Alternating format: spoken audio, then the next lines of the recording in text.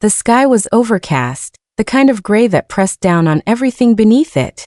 The air carried a heaviness, not just of the storm that threatened to break at any moment, but of the unspoken weight that always seemed to surround family gatherings. The cemetery was quiet, save for the rustling of trees and the faint creak of folding chairs as mourners shifted their weight. Everyone was dressed in the traditional shades of mourning: black coats, dark scarves, polished shoes crunching softly on the gravel pathway. The smell of lilies mingled with damp earth, a combination both comforting and unsettling in its finality. She stood near the head of the casket, her hands clasped tightly in front of her, knuckles white from the pressure. Her eyes were dry, not because she felt no sadness, but because the grief had yet to take a recognizable shape. It sat inside her like a stone, unmoving and quiet. She felt detached, like someone watching from outside her own body. The funeral director moved with professional solemnity, giving quiet nods and gestures to guide the ceremony along, but she hardly noticed. Her gaze was fixed on the casket, closed, polished, perfect. The final box for a life full of mystery. People came and went beside her, offering hushed condolences and empty words that barely registered. She nodded, occasionally forced a faint smile, but she couldn't bring herself to speak. The voices around her felt distant, like echoes in a cavern. Every face seemed softened by grief, blurred by tears, or hardened by memories they couldn't share aloud. Some mourners she recognized instantly, old family friends, distant relatives. Others were strangers who claimed to have known her mother, who recounted brief stories and whispered praises about a woman who had shaped their lives in small, important ways. But none of them said anything surprising. Everything they shared painted the same familiar picture: loving mother, dedicated wife, strong woman. The image she had carried her whole life. But even as they spoke, something inside her flickered. A quiet question, barely a whisper, had begun to stir in her chest. It wasn't grief. It wasn't nostalgia. It was something else, an unease she couldn't name. It had started earlier, when she had first walked into the funeral home and saw the photograph chosen for the service. It was one she'd never seen before. Her mother was younger in it, standing in front of a house that wasn't theirs, smiling at someone off camera. It was the smile that had struck her, not the warmth of it, but the unfamiliarity. Her mother's eyes in that photo held something she had never seen in person. Joy, yes, but also secrecy, as if she knew something no one else did, and was content to take it with her. That photograph had planted a seed of doubt, small and sharp. And now, standing beside the casket, listening to stories that all sounded like rehearsed lines in a play she didn't audition for, the feeling was growing. Her husband stood quietly beside her, his hand gently resting on her back, offering stability. He hadn't said much all morning. He had watched her closely, too closely perhaps, with a look she couldn't decipher. Protective, yes, but was there something else beneath it? She turned her head slowly, scanning the faces. Her aunt, her mother's younger sister, sat toward the back, dabbing at her eyes with a lace handkerchief. Their eyes met briefly, and the woman looked away too quickly. A friend of her mother's, Margaret, who had lived next door for decades, whispered something to the woman beside her, and gave a subtle glance in her direction. All around her, people behaved as expected, grieving, supportive, somber. But beneath it all was a ripple. Something hidden in their glances, their silences. A shared secret, or perhaps a shared discomfort. The priest began to speak, his voice calm and practiced, but she hardly heard him. The words were standard, the verses familiar, but none of them touched her. Her focus drifted to the casket again. Inside it lay a woman who had been everything to her: mother, mentor, guide, and yet also, she now realized, a stranger in some ways. There had always been things left unsaid between them. Moments that didn't make sense, stories that didn't add up, vague explanations for gaps in the past. She had never questioned them. Not really. She had accepted the fragments of history she was given and constructed her own narrative around them. But today, for the first time, that narrative felt fragile.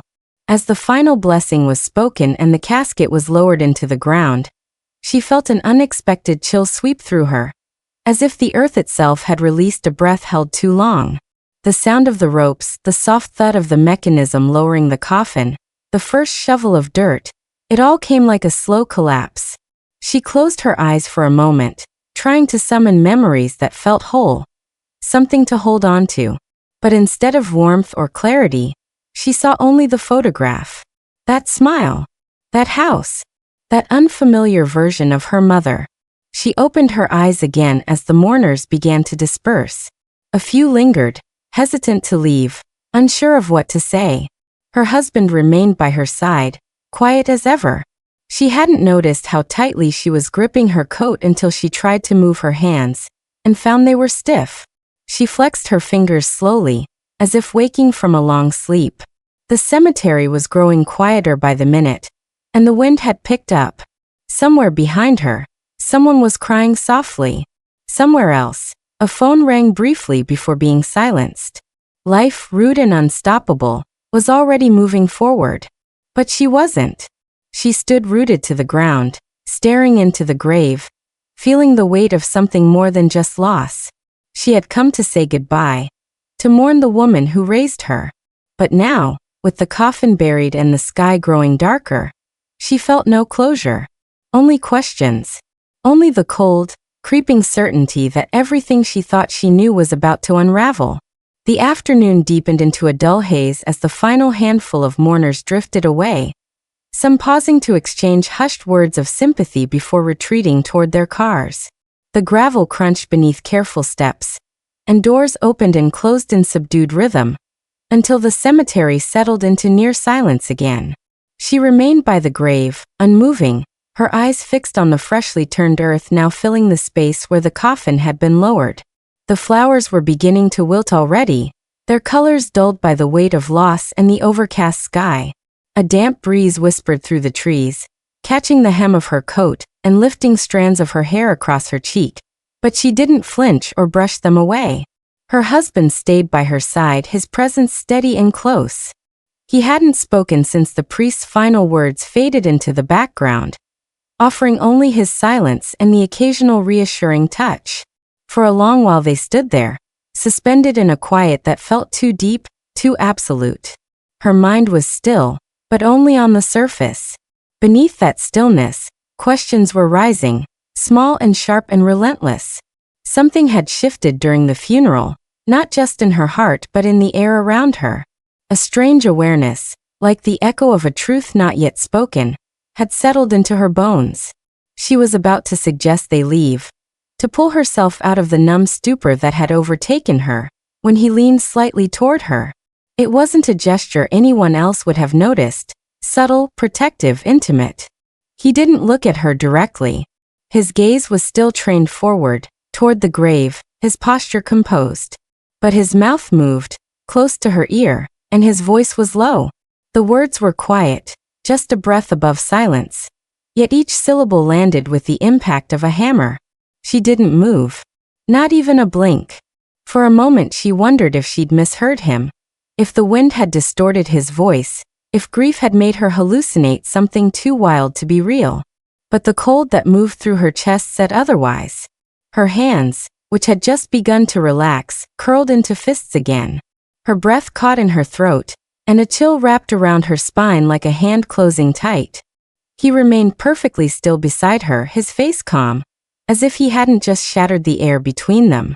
She turned her head slightly, not enough to meet his eyes, just enough to register the profile of the man who had stood beside her through every milestone of adulthood. In all their years together, he had never spoken a word about her mother that wasn't polite, even affectionate. He had kept a respectful distance, never pushing, never prying into that complex bond she held with the woman who raised her. But now, after the casket was in the ground and the final prayers had been spoken, he chose this moment to say something that didn't belong in the quiet of mourning. Something that burned through the funeral haze like a lightning bolt through still air. She felt the ground tilt beneath her, though her feet did not move. All around them, the cemetery seemed unnaturally still. The trees no longer rustled. The breeze had vanished. Time felt paused, suspended in the space between the words he had whispered and the weight they now carried inside her. She tried to swallow, but her throat was dry. Her heartbeat had quickened, not with grief, but with alarm, with confusion, with a dawning horror that she didn't yet understand. Her eyes moved across the cemetery as if searching for an anchor, for something ordinary to cling to. The iron gate, the uneven stones, the memorial wreaths. Everything looked the same as before, and yet nothing felt the same. His words had pierced the stillness and left behind a jagged silence that vibrated inside her. She finally stepped back from the grave, her limbs stiff, her body suddenly aware of its own weight. He moved with her, but still said nothing more. His eyes didn't meet hers. It was as if he had spoken in a dream, and didn't want to admit it had been real. But she knew. She knew the tone of truth when it was wrapped in warning. She knew the difference between curiosity and confession. On the drive home, she stared out the window, her mind too loud to form coherent thoughts. The landscape blurred past in muted tones, fields, fences, gray sky, but she saw none of it. Her ears rang with the echo of his voice, playing the words again and again like a haunting refrain. She tried to match them with memories, to find something in her past that would explain them, justify them, give them meaning. But everything remained disjointed. There were no answers, only more questions. And underneath it all, a feeling began to grow, a sense that her life, up until this day, had been built on a foundation not of facts, but of fragments carefully chosen and arranged by someone else. That night, as she undressed mechanically and sat on the edge of the bed, her fingers trembled slightly. The bedroom felt unfamiliar, even though nothing had changed. The same lamp, the same photos on the dresser, the same soft hum of the heater. It all surrounded her like a carefully constructed set on a stage. She looked toward the bathroom door where he stood brushing his teeth, calm, unbothered, as though he hadn't altered the course of her world with a single sentence. Lying down, she stared at the ceiling, the silence between them now filled with an invisible weight. The house seemed to creak louder than usual. Pipes clicked in the walls. A branch scraped softly against the window pane. Every sound felt amplified, intrusive, dissonant. Sleep didn't come. Her body was still, but her mind churned relentlessly. She kept returning to the funeral, to the photo of her mother, to the strange glances exchanged between the mourners, to her aunt's quick look away. It was as if something had been trying to surface for a long time, and his whisper had finally cracked the ice. She no longer felt grief in the way she had expected. It had transformed into suspicion, then curiosity, and now a sense of fear she couldn't quite name. She had lost her mother, yes, but now she was beginning to lose the shape of her own story. Everything felt altered, as though her life was a photograph that had been exposed to the wrong light, and now showed shadows she had never seen before. Outside, the wind began to rise again, and somewhere in the distance a dog barked once, then stopped.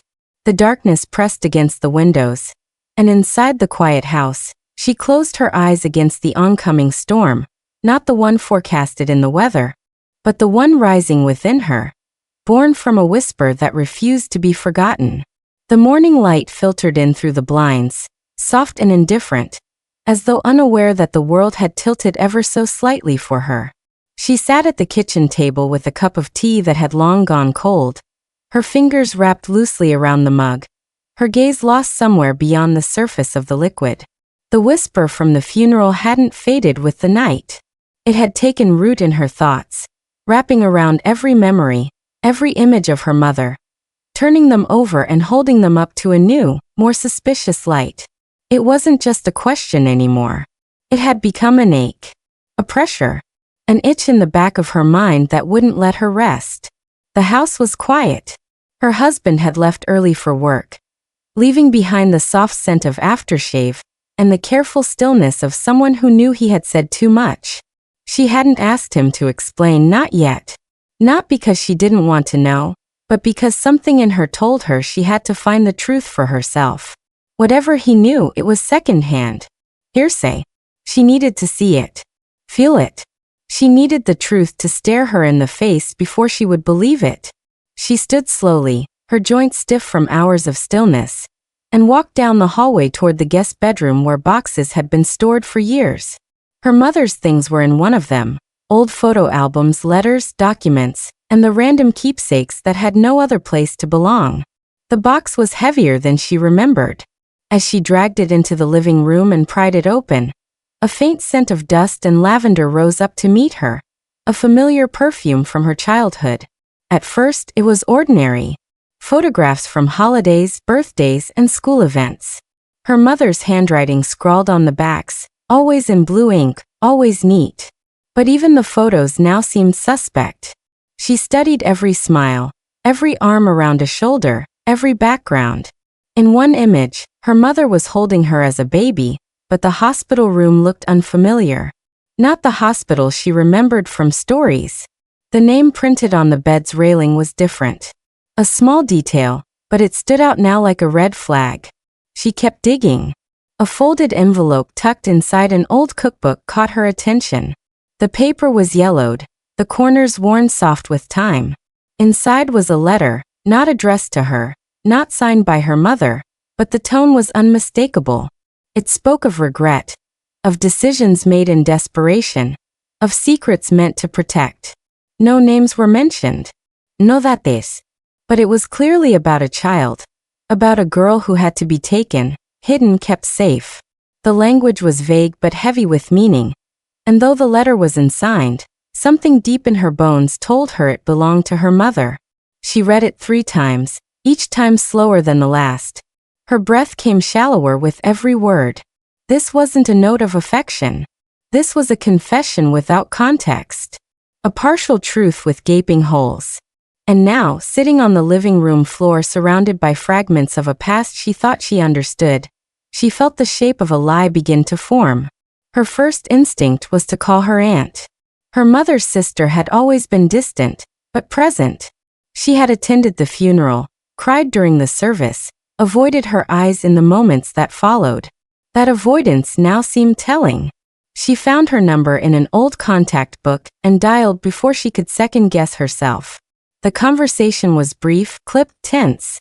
The voice on the other end was guarded, polite, but the moment she mentioned the letter, there was a pause, small, but unmistakable. And in that pause, she heard confirmation. Her aunt deflected, claimed not to know anything, insisted it was best to let the dead rest in peace. But the avoidance was too sharp, too quick. There was something there, something buried alongside the woman they had just lowered into the ground. When the call ended, she sat in silence, phone still in her hand, pulse racing. A thread had been tugged. And now, whether she liked it or not, she would have to follow it. She returned to the box. At the very bottom was a folder labeled simply with her mother's initials. Inside were documents, insurance papers, a birth certificate, a will. She unfolded her own birth certificate, expecting to see the familiar names and details. But her eyes stopped cold at the first line. Her mother's name was there, but the father's name was blank. In all her life, she had believed the man her mother spoke of, the one who had died in an accident before she turned 2, had been her father. She had no photos of him, no grave to visit, only stories passed down like family myths. And now, staring at the empty space on that official document, those stories unraveled with brutal speed. The silence in the house felt heavier. Every creak of the floorboards now sounded like a warning. She sat motionless, the paper trembling in her hands. If her mother had lied about something as fundamental as her father's identity, what else had she hidden? What version of reality had been constructed for her? And why? She didn't cry. Not yet. The grief that had come with her mother's death had already transformed. Now it was becoming something darker. Betrayal, perhaps. Or abandonment of another kind. Her entire life, she had believed in a version of the past that had been carefully maintained, and now she saw it for what it was, a curated fiction. The following day, she drove to the town where her mother had grown up, a small, quiet place 2 hours away, where the streets hadn't changed much in decades. The houses looked the same as they did in the old family photos, and the air had that familiar scent of dry leaves and distant rain. She visited the county records office. unsure of what she would find or even what she was looking for. A part of her hoped nothing would come of it, that she would find only confirmation of what she had always been told. But another part, the one that had grown sharper with every passing hour, already knew the truth was different. The clerk at the desk, after some time and frowning over outdated systems, handed her a thin file. Inside were public records, property deeds, tax forms, and a second birth certificate. But this one didn't have her name. It had her mother's. And in the margins of the notes was a name she had never heard before, listed under next of kin, someone who was not her grandmother, not anyone she recognized. Another document referenced a temporary custody arrangement from decades ago, sealed after a year. She stood in the hallway of the county building, the smell of paper and old wood thick in the air, her legs suddenly weak. Nothing made complete sense yet, but the pieces were starting to fit together in a pattern that she couldn't ignore. Her mother had been in someone else's care. There had been a separation, a gap in her timeline. Someone else had been involved in her life, someone erased from the official version. And now she saw that the woman who had raised her had not just hidden pieces of the past, she had rewritten them. Driving home, her hands gripped the steering wheel tighter than necessary. The road blurred before her, not because of tears, but because her mind was spinning with implications. Everything she had believed had a shadow now. Every childhood memory, every lullaby, every bedtime story was marked by a question. What was real, and what was constructed to keep her in the dark? She pulled into the driveway just as the sun began to set, casting the house in a golden hue that made it look peaceful, ordinary. But nothing inside felt ordinary anymore. She carried the documents inside, placing them beside the letter and the birth certificate, creating a small pile of uncomfortable truth. She sat down on the couch and stared at them for a long time, the silence pressing in from all sides. The lie was no longer hidden. It had begun to unravel, thread by thread, and she knew there was no turning back. Whatever her mother had tried to bury had started to rise, and now it was up to her to follow it to the end. No matter what she found. The house was still, cloaked in the kind of silence that came not from peace, but from tension drawn taut like a wire. Each corner of the room seemed to watch her as she moved slowly through it, trailing her fingers along the familiar edges of furniture, picture frames, and the knotted grain of the wooden banister. It was the same home she had grown up in, the same walls that had held her childhood, but now it felt different.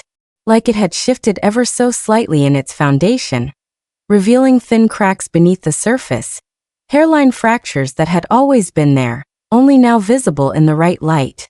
In her bedroom, the one she had returned to during college breaks, the one her mother had kept exactly as it was, she opened the closet and found the old boxes untouched. Toys, school yearbooks, journals she had forgotten she'd ever written. She sat on the carpeted floor and opened the journals one by one, flipping through pages filled with the uneven handwriting of a young girl who once believed everything her mother said without question. The entries were filled with mundane details of homework and friendships, but scattered among them were references that now landed differently. Mentions of strange men at the door her mother wouldn't explain, of a woman in a red coat who came to school once and stared too long, of trips suddenly cancelled without reason. At the time, these details had seemed insignificant. Now they shimmered with possibility. The flashbacks began to surface not like memories, but like echoes, soft, uncertain, and out of place. She recalled a night when she was very young, maybe 5 or 6, waking up to muffled voices downstairs. Her mother's tone had been hushed but firm, and the man's voice, unfamiliar and low, had sounded desperate. She had tiptoed halfway down the staircase and sat silently, hugging the railing as she listened. She couldn't remember the words, just the feeling, urgency, fear, the sharp cut of her mother's voice as it rose, then fell again. When she had returned to bed, her mother came in shortly after, sat beside her without saying a word, and stroked her hair until she fell asleep. The next morning, nothing was said. The man was gone. Breakfast was made, cartoons played on the television, and the world returned to normal, or so it seemed. There was another memory, this one more fragmented. She had been in the back seat of a car she didn't recognize, parked on a quiet street in a neighborhood she'd never seen again. Her mother had turned to her, eyes glassy and tired, and told her to stay put while she went inside. The building was small, almost hidden behind overgrown hedges. She had waited, watched the dashboard clock tick slowly forward. When her mother returned, her face was red, her hands trembling slightly as she started the car. They didn't speak. She had been too young to ask questions then, too obedient to challenge the silence. But now, years later, she realized that moment had never fit into any narrative her mother had given her.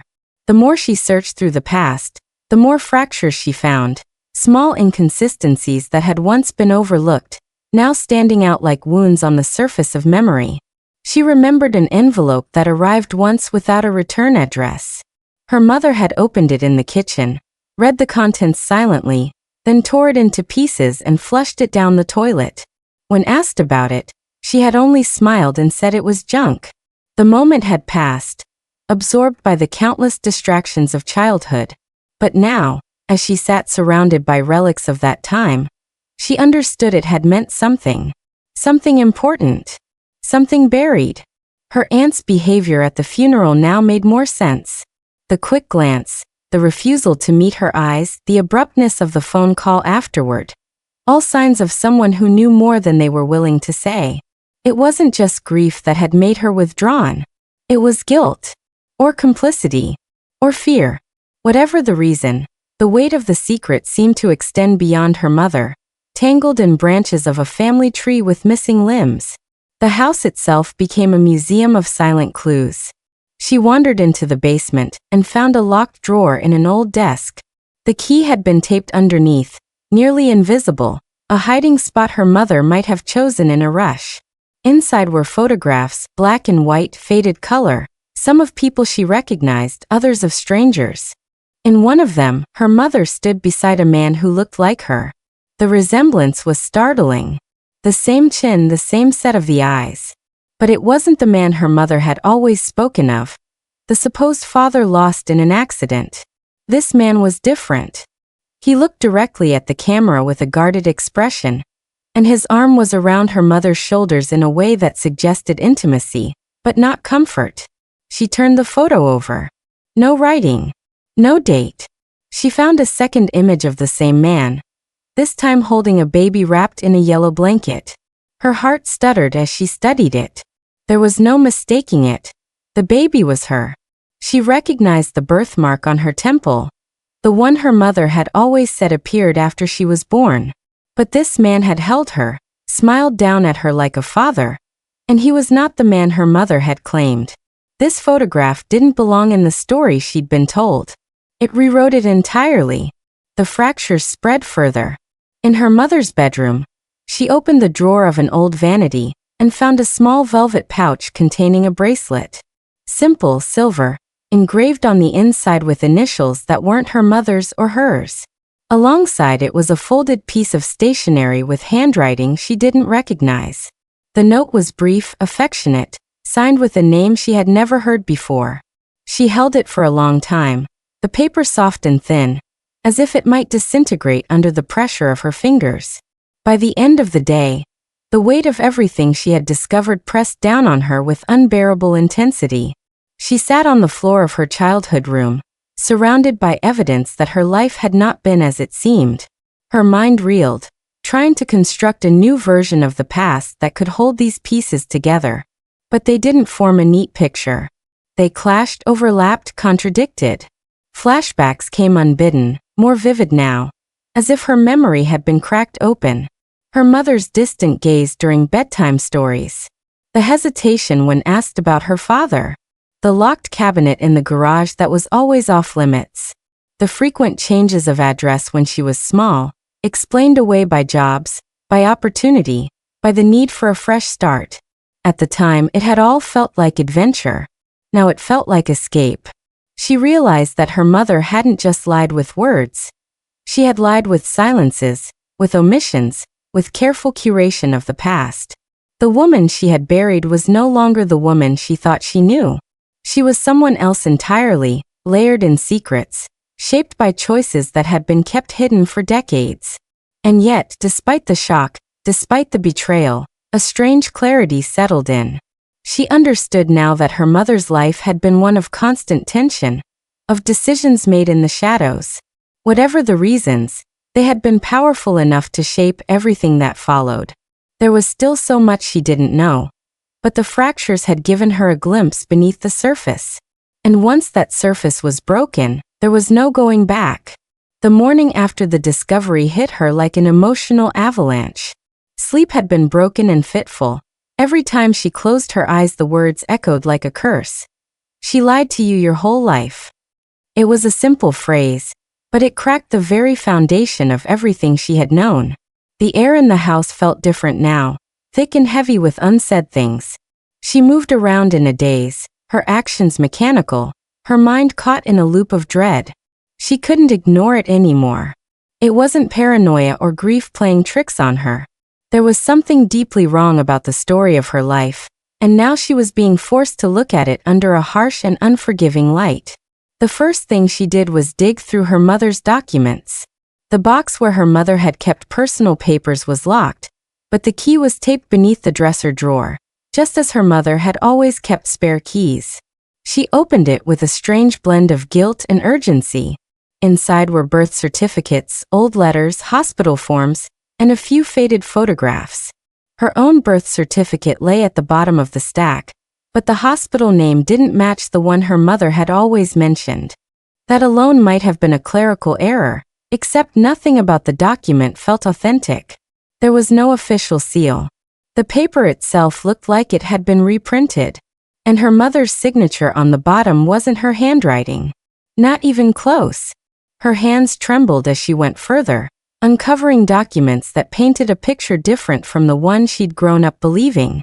An adoption paper, folded and creased from age, slipped out from a file folder marked only with the year she was born. There was her name again, but the biological parents listed were names she'd never heard before. The form was dated just weeks after her birth. There was a note paper clipped to it. No contact per request of adoptive mother. The signature on that note was her mother's. The room tilted. Everything suddenly made sense, and simultaneously none of it did. Why had her mother hidden this? Why the deliberate construction of a lie so elaborate it had become her reality? Her breath grew shallow. She sat down, staring at the adoption form as if willing it to vanish. Her heart wanted to reject it all. But her eyes, her instincts, her husband's whisper, everything told her this was the truth. The ugly, buried truth. The memories of her childhood now began to replay like film scenes with a twisted new soundtrack. Every lullaby, every bedtime story, every mention of how she came into the world. Was it all fabricated? Her mother had once told her about the difficult labor, about holding her for the first time and crying tears of joy. Those memories weren't hers. They were borrowed stories, fantasy recollections passed off as real. The realization hurt in a place words couldn't reach. Love, now felt laced with betrayal. She found more. Letters from someone named Margaret addressed to her mother. The tone was formal, careful, and filled with pain. Margaret mentioned missing her, and hoping she was safe and happy. The dates on the letters matched the early years of her life. Then the letters abruptly stopped. The last one ended with a line that scorched her mind. I hope one day she will know I didn't give her up because I didn't love her. I gave her up because I wasn't given a choice. Everything clicked. Margaret wasn't just anyone. Margaret was likely her birth mother. And her own mother, no, the woman who raised her, had cut off all communication. The words "wasn't given a choice" rang louder than a siren. She began to cry, not because of anger, but because of the ache of two women and one child, tangled in decades of secrecy. Then came the final piece. A photograph tucked inside an envelope marked, "Return to sender." It showed a young woman, not older than 20, holding a newborn. The background looked like a hospital room. The young woman's face had her eyes. The same shape. The same distance. She couldn't deny it. She was looking at her biological mother. The envelope was sealed with the hospital's return address from another state. The same hospital listed on the suspicious birth certificate. Her mother had never mentioned that place. It had all been hidden too well. Suddenly she understood her husband's behavior at the funeral. The guilt in his eyes wasn't for the dead, it was for the living. He had known something and chosen to keep it buried, until the moment grief opened a crack wide enough for the truth to slip through. Her grief for her mother now felt poisoned, like mourning a version of a person that never truly existed.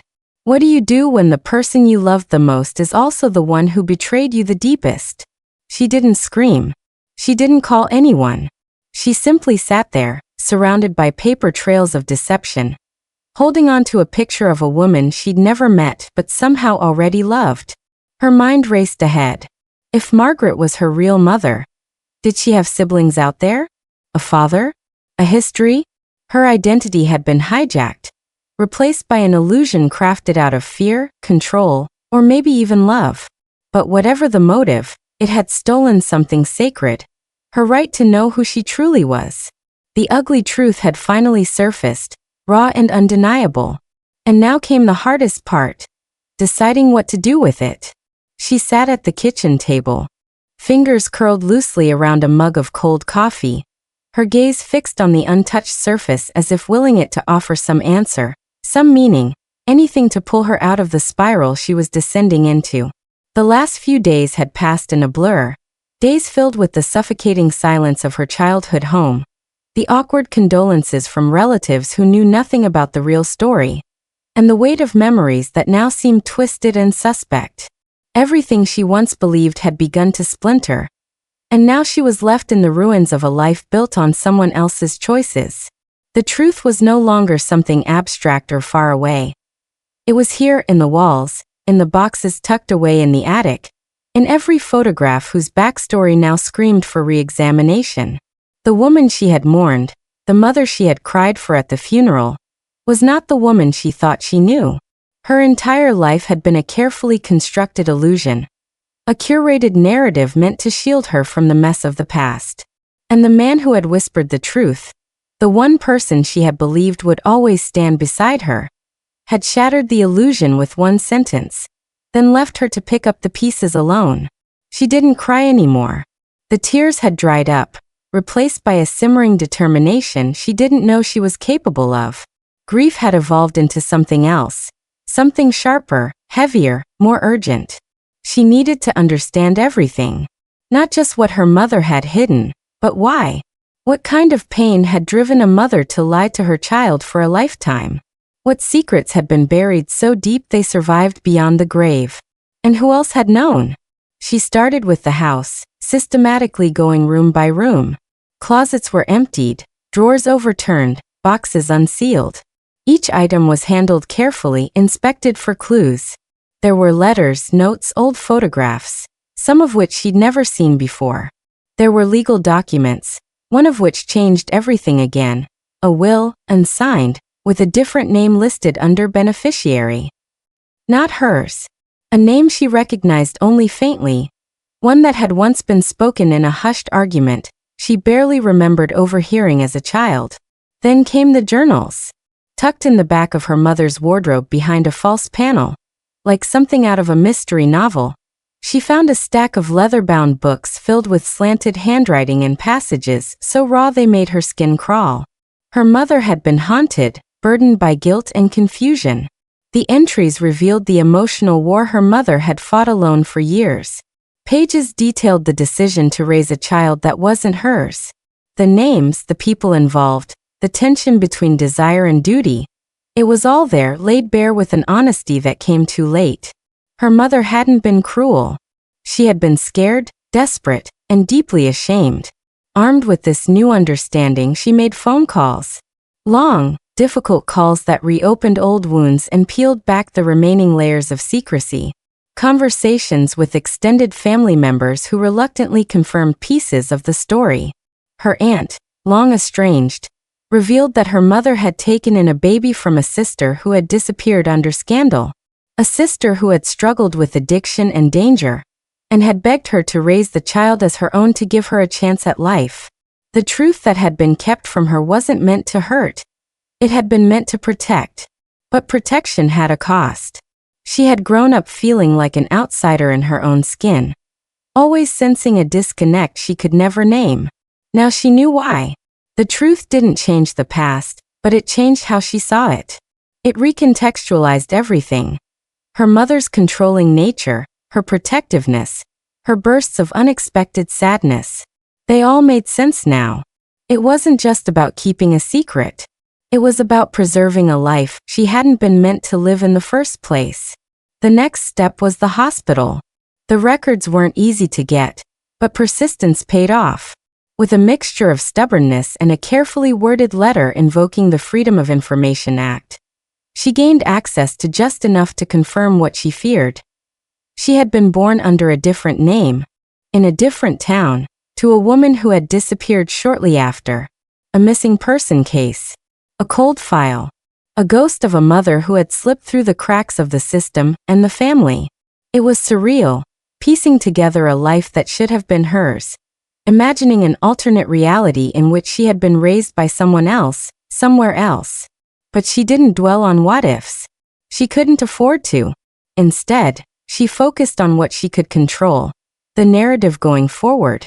She reached out to a social worker, the one who had handled her adoption. Now retired, the woman was hesitant at first, but when she realized the daughter had finally learned the truth, she opened up cautiously. The adoption had never been formalized through legal channels. It had been a familial arrangement, a quiet transaction never brought before a court. She had been smuggled into a new life without a trace. She spent hours at the local library, digging through newspaper archives, piecing together mentions of her birth mother's name, and stumbled upon a small article from decades ago. It referenced a fire, a police report, and a woman fleeing the scene.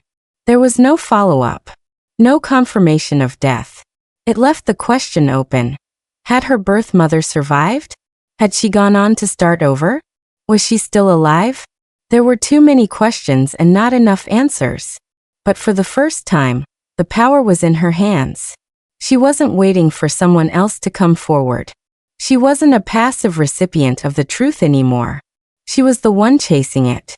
And the more she uncovered, the more clarity she gained. The truth was ugly, painful, messy, but it was hers. It was real. In the quiet that followed those days of investigation, she sat with herself and accepted that grief wasn't linear.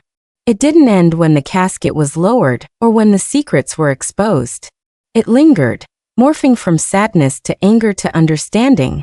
She realized that she could mourn her mother and still resent the lie. She could feel gratitude for the life she was given while also acknowledging the theft of the one that had been hidden from her. Those truths could coexist. The next morning, she packed a small bag. There was one more place she needed to visit, one more thread to tug on. Her journey wasn't over. It had just begun.